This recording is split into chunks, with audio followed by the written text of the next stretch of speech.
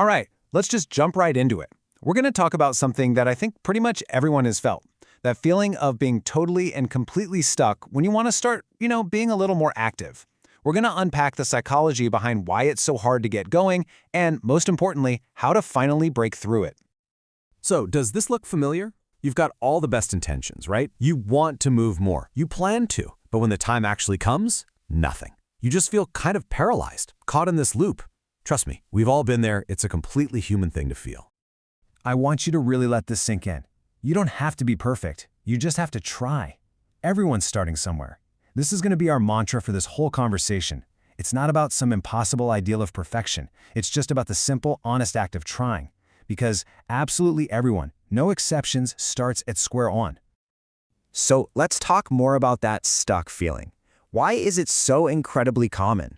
Well, it's because the biggest wall we have to climb isn't physical. 9 times out of 10, it's all in our head.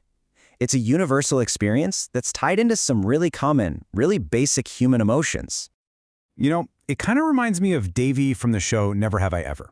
Her whole journey is this perfect picture of that internal battle. She's always wrestling with her own self-doubt, her insecurities, and that constant worry about what other people are thinking. That's the exact same stuff so many of us are dealing with when we try to do something new.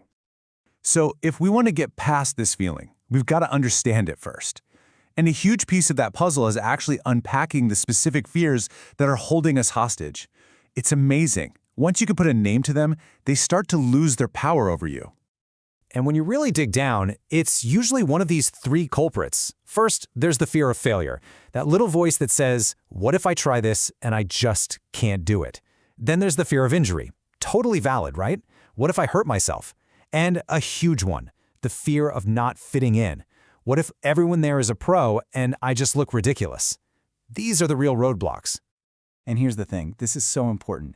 If any of those fears just made you nod your head and think, yep, that's me, well, congratulations. You've already taken the biggest step. Just recognizing those feelings, just acknowledging they're there, that's not weakness. That is the beginning of you taking your power back.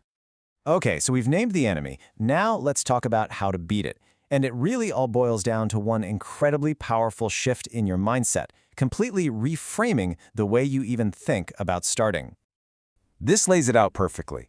On the left, you've got that old mindset that keeps us trapped, right? Seeing exercise as this huge, scary task, that all-or-nothing thinking where if you can't do it perfectly, you might as well not do it at all. But just look at the right. The new mindset turns it into a chance to explore, to discover things about yourself. It gives you permission to just learn and grow, no pressure. So how do we actually make this happen? Well, first, we change the goal. It's not a chore anymore, it's an adventure. You're just exploring what your body can do. Next, you take a small step outside your comfort zone. No giant leaps needed. The whole idea is to start enjoying the process itself, not just waiting for some distant result. And maybe the most important part of all, you've got to turn every single tiny effort into a little win that you celebrate. And that brings us to the core idea: progress over perfection. This is so much more than just a catchy phrase. It's a whole new way of being kind to yourself. It means you value the fact that you showed up, that you put in the effort way more than whether you did it perfectly. It's all about courage and self-compassion. Now, let's be real. Making this shift is way easier when you're not trying to do it all by yourself. And that brings us to the next game changer, the incredible power of finding your people and building a supportive environment. Think back to those fears we just talked about: failure, judgment, not fitting in.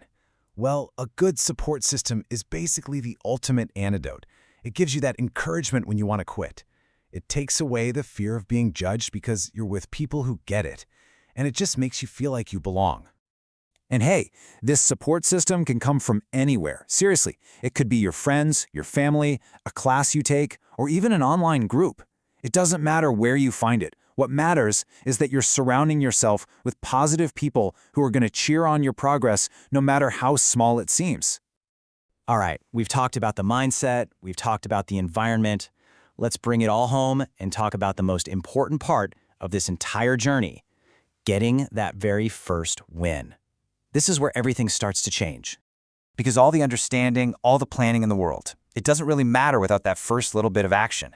This is the moment. It's time to finally break that cycle. So what does it take to finally get started? What's the magic number? It's 1.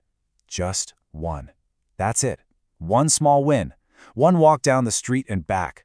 One song you dance to in your kitchen. Just one tiny thing that you can feel good about. That's the entire price of admission. So, I'm going to leave you with this question. Forget about the huge, scary goals for a minute. Just think about today, right now. What is one small, totally doable thing you can do to get the ball rolling? What's your first small victory going to be?